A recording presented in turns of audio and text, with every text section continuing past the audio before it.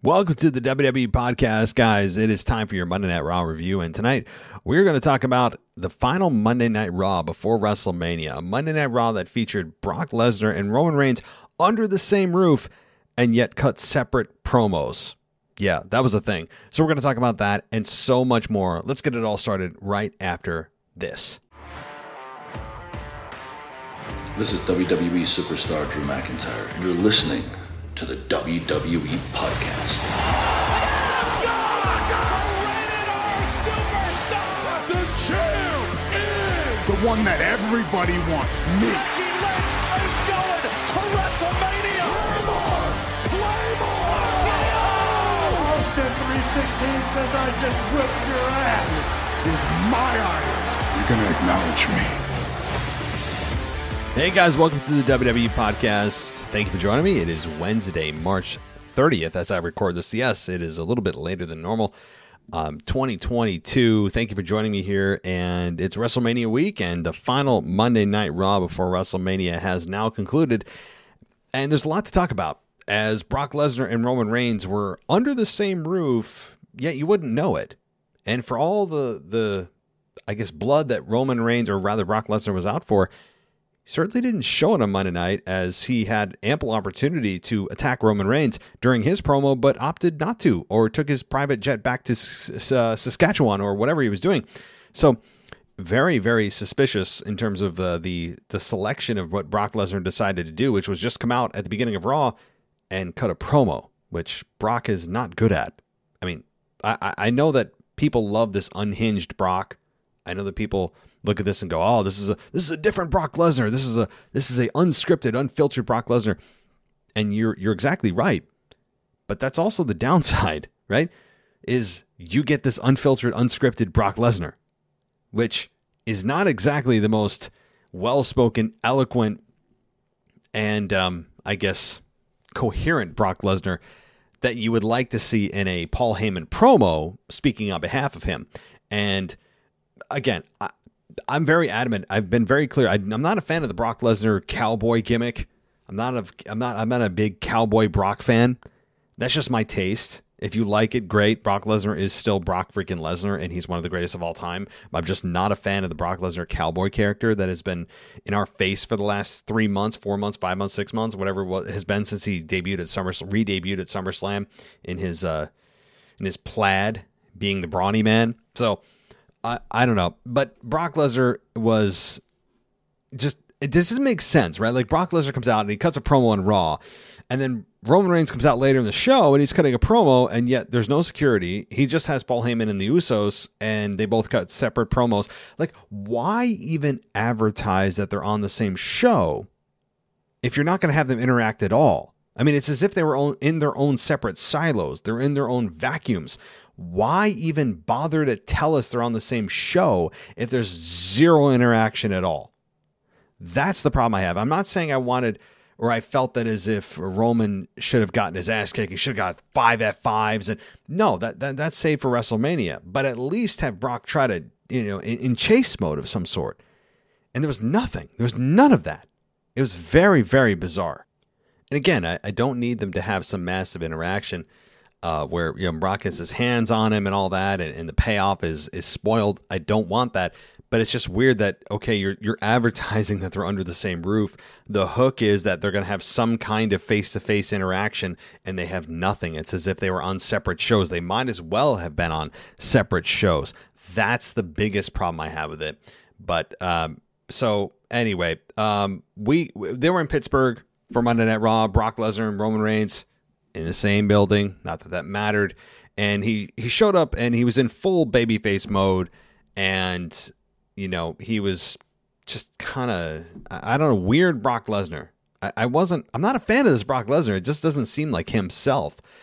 And he said that he was going to, because he was trying to make an analogy to the titles merging as if they were marriage, and yet he's going to have full custody of the child, which is going to be the unified championship. I mean, it's a clever little, I guess, it's a clever little analogy to what's going to happen at WrestleMania with the belts unifying, but it still didn't really do it for me personally. And again, if you like this promo, wonderful. I think that's great. I'm not crapping on it. It's just, I recognize when it's not bad. It's just not my flavor. And this is just not my flavor for Brock Lesnar.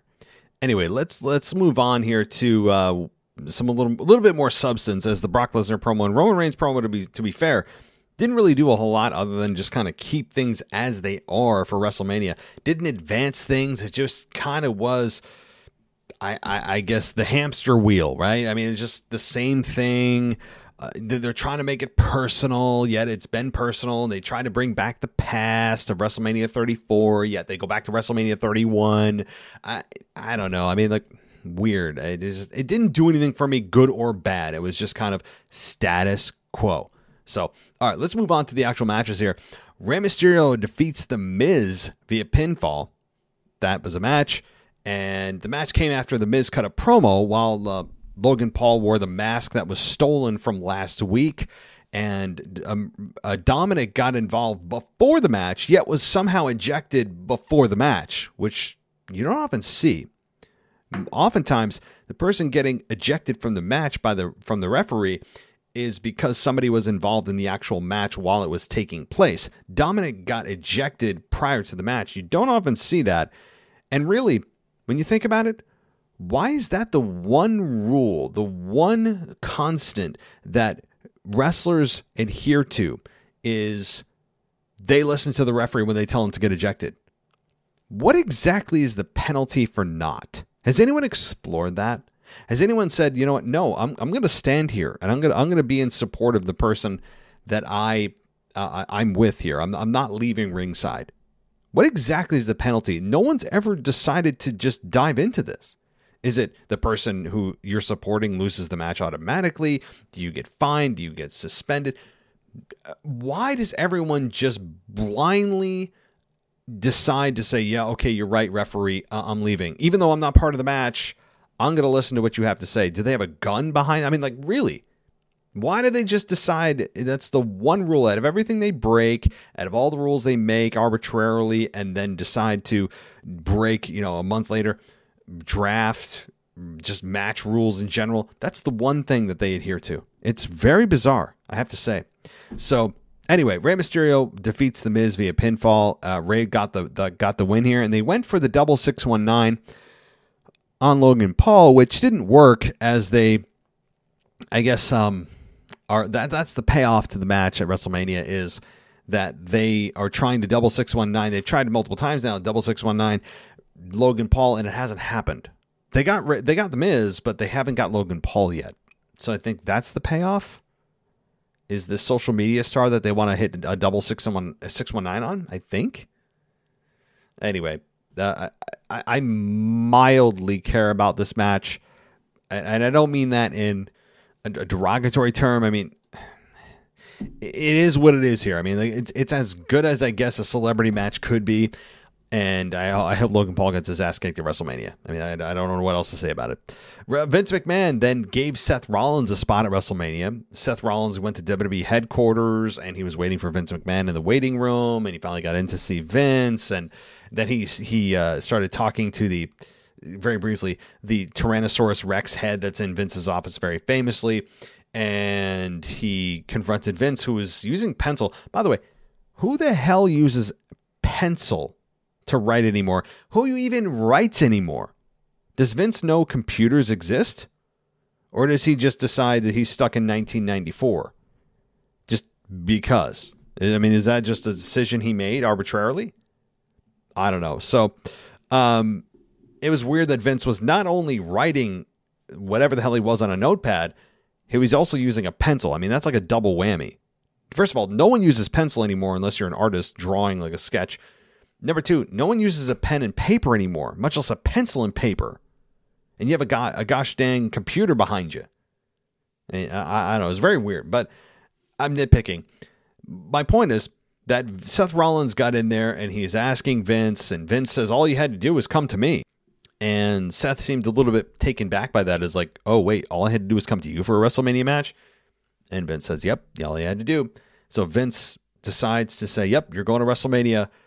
I'm not going to tell you who your opponent is, but you're going to WrestleMania. That's it. which everyone believe. Even you hear the chants in Pittsburgh for Cody. If it's not Cody Rhodes, I really have no idea who it is. I really don't. I mean, there's a small chance it's not Cody Rhodes. But if it's not, I don't know who could be that opponent. And honestly, if it's not Cody Rhodes, I think the crowd would boo whoever it is, because everyone wants it to be Cody Rhodes. So that's all we got. We got the mystery opponent for Rollins at WrestleMania. Rollins does have a path. It just has to be determined by Vince, which will be likely Cody Rhodes. And then Seth Rollins is dancing on Vince's desk and all this kind of stuff. And it's fine. I mean, it's fine. You know, Vince looks 150 years old. It's fine. All right, so moving on. Omos ended up having a handicap match with the Viking Raiders. He won via countout, which actually I appreciated, rather than just having him squash a legitimate tag team. He won via countout, and then that was really just a setup for who is coming out next, and that was Bobby Lashley. So Bobby Lashley returned to Raw and confronted Omos and challenged him in so many words by just, because pointing to the WrestleMania sign means, I want a match with you at WrestleMania. That's all that means now. There's no other way to interpret it other than that. But he did, quote unquote, challenge Omos to a match at WrestleMania. They had a bit of a back and forth where beforehand, the announcers were talking about how no one's ever taken Omos off his feet, much less beat him in a match. And Bobby Lashley, after a third try, did take Omos off his feet.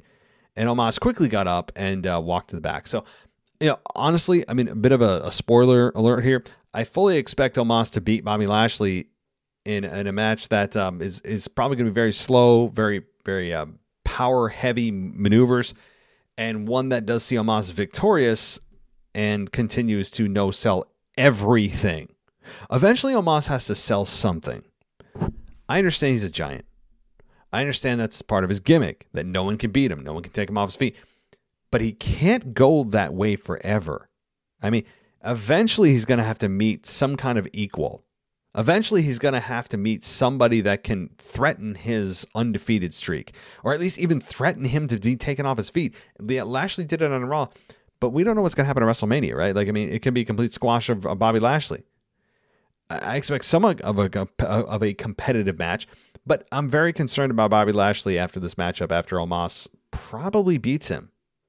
You guys can tune in for the full WrestleMania preview in a few days, which is going to be dropping Friday night. I'm going to be recording it then, but I'm fearful for Bobby Lashley right now, even upon his return that got a very babyface reaction, and rightfully so. I think he returned as a babyface. He's got new pyro. People have kind of forgotten a little bit about what he did before he left. Omos is this giant that no one can beat. I think it's a solid babyface return for Bobby Lashley, and that's a positive. All right, let's move on here. I just said that. Reggie and Akira Tozawa proposed to Dana Brooke and Tamina. Both women accepted their opportunity for a quote-unquote WrestleMania moment. Yeah. Guys, I'm not even going to cover this. Let's move on. I want to keep things a little bit upbeat tonight. Sasha Banks, Naomi, Liv Morgan, and Rhea Ripley defeated Carmella, Queen Zelina, and Natalya, as well as Shayna Baszler, via pinfall after Rhea Ripley hit Zelina with a riptide. And the heels that had the match won when they began arguing over who would get the final pin, led to the babyfaces taking over on Zelina for the finish. Zelina Vega is the scapegoat for seemingly everything. Anytime there's a situation, especially in a tag team or multi-person matchup with the women, that needs to be resolved and they need somebody to take the loss, it seems to be Zelina. And again, you're having your queen of the ring, your queen's crown, queen of the ring, take loss after loss after loss after loss. Eventually it takes its toll. I'm not a fan of this. Carmella could easily take the pinfall here. To me, honestly, Carmella is beneath Zelina. Carmella is essentially nothing in terms of the pecking order of the women's division. She is you can make an argument that she's at the very bottom, even below Natalya. There's an argument to be made for that in terms of how they booked her, the character development, the promos, everything. I mean, the non-existent promos, rather. But, all right, well, let's move on. And let's see here. So, and guys, I apologize again for this being so late. It's actually the magic of editing. It's now Wednesday afternoon. That's how late I am. I apologize, guys. I'm burned out, not from this podcast, but work and just so much else going on. And okay, well, let's move on here. And what else happened? Let's see. Austin Theory defeated Ricochet with an ATL.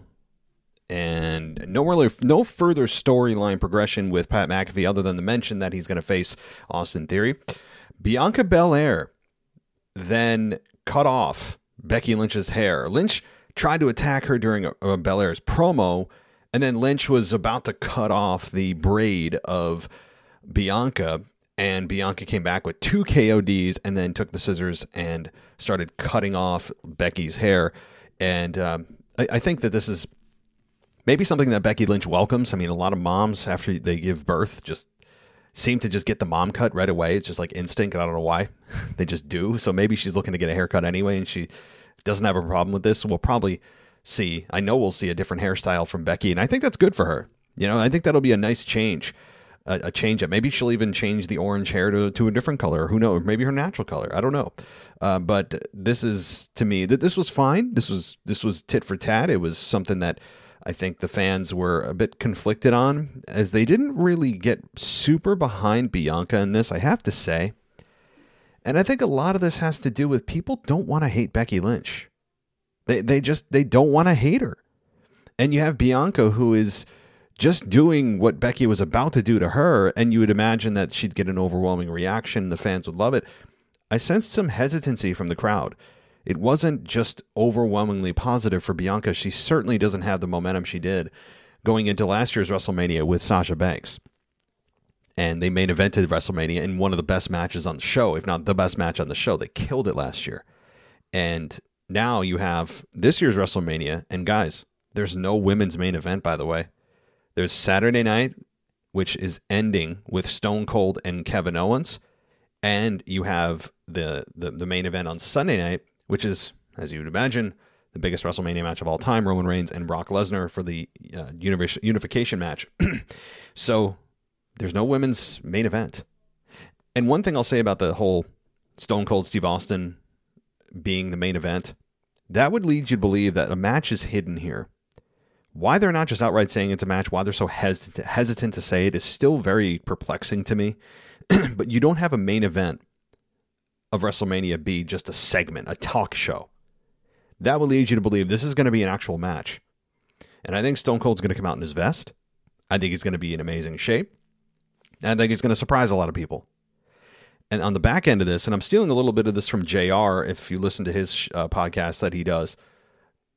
And at the same time, I've also said this before, but I'm also reiterating it from Jim Ross, is that coming out of this, people are going to be talking about how it feels like the old Stone Cold. And can he do this again? Does he still have one official match left in him? Is it Brock Lesnar? God, I hope it is. And I hope maybe it's against Roman Reigns. Who knows? Again, this is all going to, I think Austin's testing the waters here. I think he's testing the waters to see if he can, on the big stage, be at least a respectable version of himself, if not at full blast from what he was. He doesn't want to, he has a he's very protective of his career, and rightfully so, and he would not just come back for the paycheck, and I believe that. If he didn't feel he could be what he was and what people remember, I don't think he would do this. But I think he's also using this as a litmus test to see, okay, can I do this again? Maybe one or two more times against a massive name like Roman Reigns, who, by the way, said he would smash him on SmackDown. Anybody else notice that? And maybe Brock Lesnar. Brock Lesnar also mentioned him on Raw. And he played into the what thing and all that. So is there something there? I would love to see Brock and Stone Cold. Imagine next year's WrestleMania, 20 years later from his final match against The Rock. Something to think about. But as far as this year goes with Kevin Owens, I really believe this is a match. How can it not be? You can't just have a talk show end in a brawl with a couple of stunners and beer. That's how you end a Monday Night Raw. It's not how you end a WrestleMania. WrestleMania is about wrestling, hence the word wrestle in the word WrestleMania. And there has never been, at least in my mind, in the history of WrestleMania, ever been a main event that it wasn't an actual match, right? A segment I mean, Stone Cold has been in Piper's Pit before, and that was like 10 years ago, 12 years ago, and he ended up stunning Roddy Piper. We know that, but that wasn't a main event. This wasn't billed as a main event. And so, something to think about, guys. I really believe it's a match now. I truly believe that. He's going to come out and do the Lou bench press. He's going to do the stomps in the corner. He's going to have the BMF vest on. He's going to have the knee braces. I think he's going full bore, which is really exciting. I mean, I can't wait. And boy, now I really want to see Kevin Owens get his ass kicked. Never thought I'd say that, but I do. So, moving on here. So Bianca getting her licks in on Becky leads you also to believe that Becky Lynch is retaining at WrestleMania. I'm leaning that way. I have to say I'm leaning that way. I'll give you my official preview and prediction on Friday, which unfortunately Ashley cannot attend and co-host with me because she's going to be on vacation. So, she's now officially fired from the show. How dare she take a vacation when I need her on this show? It's a completely unforgivable offense. But that said, so maybe I'll find somebody else to sneak in there, or I'll be just doing it solo. Either way, I'm leaning a little bit now that Becky retains, because this is such a massive, I guess, heat-generating segment for Bianca, and Bianca getting the one-up in a big way heading into WrestleMania. I think it's going to be Becky right now. If I was to guess, I think Becky retains. But again, maybe I'll change my opinion in a couple of days. Drew McIntyre ended up defeating Madcap Moss and Happy Corbin in a handicap match. Corbin refused to tag into the match. Moss did most of the work. It led to Moss losing very, very quickly. And then Corbin jumped McIntyre after the match and stole McIntyre's sword. So more kind of cat and mouse games between McIntyre and Corbin. We all know where this is going to end in the most predictable way possible, with a few claymores, probably 1, 2, or 3 claymores, and Corbin losing. I mean, that's it. That's all there is to this. I mean, and it's good for Corbin's career. This is his biggest WrestleMania match of all time, even bigger than Kurt Angle's, because that wasn't really Kurt Angle. That was like a broken down version of a man that shouldn't have been in the ring with Corbin. But anyway, so moving on. A pre-recorded Edge promo was then next, and he explained his motivations for attacking AJ, and he effectively was choosing to face Seth Rollins Styles rather than Seth at WrestleMania. And Styles responded to the promo and said that Edge had gotten in his head, but only because he couldn't stop thinking about getting even. So again, the narrative that is the most tired narrative in all of WWE, the mind games, getting in your head. Why is that always a thing? Can there be another motive? Does another motive exist? Can Byron Saxton think of another motive? That to him, everything is mind games, if you notice. Everything's mind games. Everything getting in the head of your opponent. I don't know. It's just the narrative that everyone pushes, especially Byron on the mic, and now in an actual promo by Styles, he said it. So it reinforces the just silly narrative that it's all about mind games. Stop it. No, it's not. But I do like the narrative that they're pushing, which I buy into, that it's generational stars facing one another, and that they could have the match of the night. I totally agree with that if given enough time. They need 15, 20 minutes, and they could make this a very, very memorable match at WrestleMania. And people may be talking about this as match of the night in terms of quality, right? So I'm really looking forward to this as far as how this match is going to play out. If Styles can actually defeat Edge, this is a very difficult one to choose who's going to win this, because is this a multi-match program? Probably. There's so much to dive into with this and to dissect. I would not, if you're a betting person and you actually put money on WrestleMania matches, who's going to win or not, stay the hell away from this one. Just don't even go near it. RK Bro then defeated the Usos. It was via disqualification. It was interference from the Street Profits. And so the main event ended in a disqualification. And Rick Boogs and Shinsuke also attacked the Usos. How everyone's on this show, I don't know. RK Bro then ended up standing tall and gave multiple RKOs to the Street Profits to end the night. And so, again, I still don't know how Rick Boogs and Shinsuke are on the show, nor did they explain how the Usos or Roman Reigns are on the show. They're just there. They don't even bother to explain it anymore. They don't even have the I guess the respect for fans that care about the rules of a draft and tell us how important and strict the draft is, and then go ahead and don't even bother to explain even a BS answer as to how people from one brand are on the other. Don't give me it's WrestleMania season, because at Royal Rumble, well, it's Rumble season. Well, then what are we doing here, right? Are we just making crap up? And then again, they've stopped making crap up. They don't even tell you. They're just there and you accept it. And I know some people don't care. They're like, who cares? They're big stars on Raw. You get to see them twice. Well, I care about it because I'm a big fan of rule following when it comes to the draft, because one of the biggest benefits of a draft is that you have separate worlds going on, and it feels like they're separate worlds. And when someone crosses over and they're not supposed to, it feels like it's a big deal. They can't do it.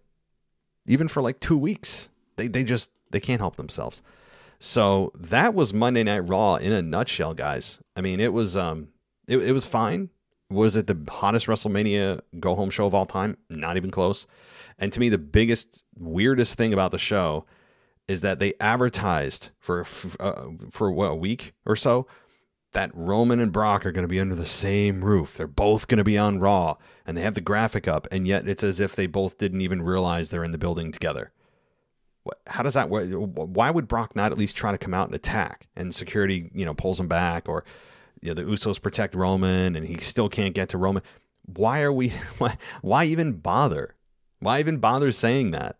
And I know they're on Friday Night SmackDown this week. They'll probably have a little bit of a pull apart. Maybe Brock finally gets his hands on Roman and goes for an F5, but the Usos save him, and you get that kind of hook for WrestleMania.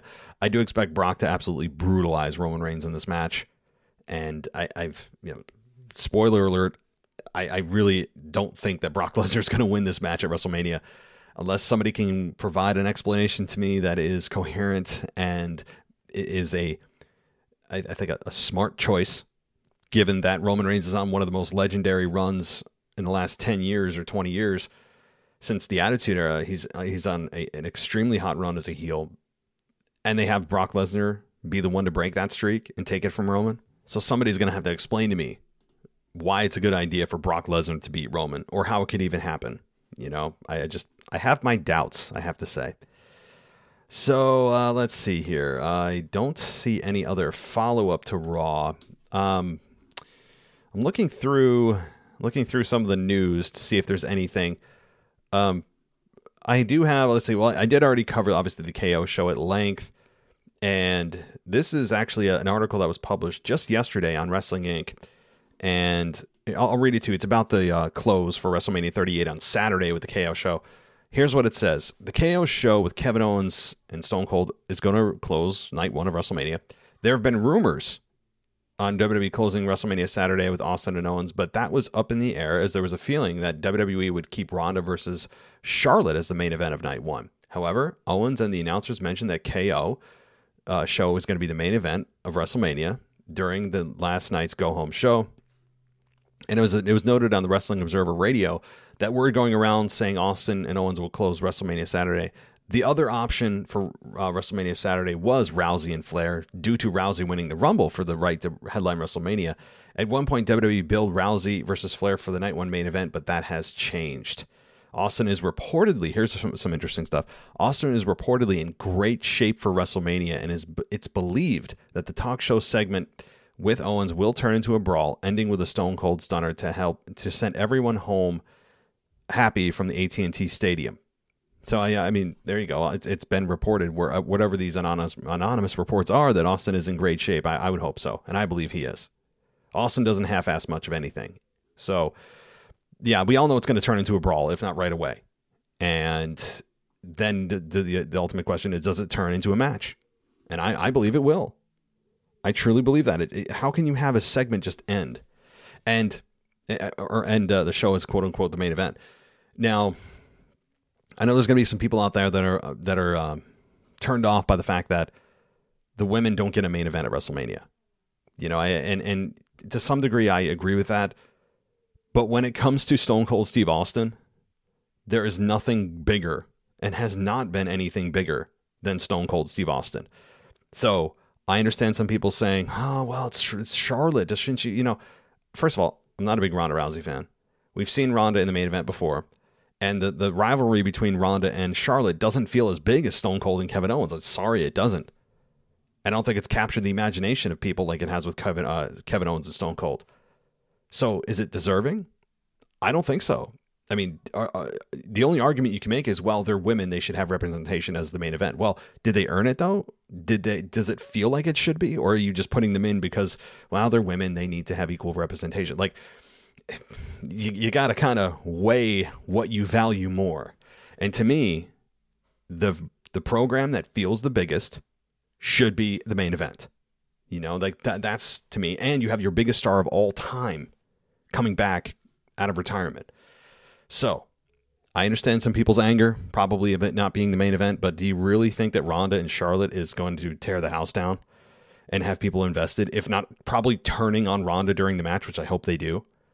Yeah. So to me, this is a no-brainer. I understand some people's arguments against this, but yeah, if it was Becky and Bianca, maybe even then though, I mean, honestly, nothing trumps Stone Cold Steve Austin. Sorry. Coming out of retirement. Sorry.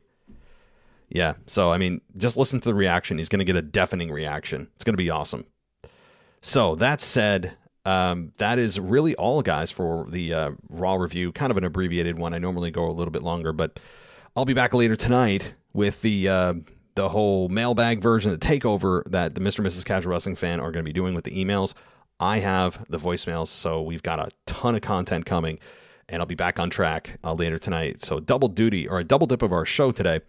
Thank you, everybody, for listening. Please consider going VIP on our website. You get all our content ad-free and video updates. Use the promo code WrestleMania for 50% off. And consider going on Patreon. For $1, you get into the Discord server that's going to be hot, running throughout WrestleMania. We're going to try to set up voice chat through there as well. And for the $5 tier, if you bump yourself up just one tier, you also get video updates that are not going to be available anywhere else other than the website if you sign up there too. And lastly, consider on Apple Podcasts, there's a 99-cent button there if you want to go ad-free. So, all right, everybody, thanks so much for listening. I'll talk to you soon. Get ready for WrestleMania. Take care. Thanks for listening to the WWE Podcast. Don't forget to subscribe on your favorite podcast app so you don't miss a show, or head to WWEpodcast.com. And for all of these shows ad-free, head over to patreon.com/WWE Podcast. Until then, we'll see you next time.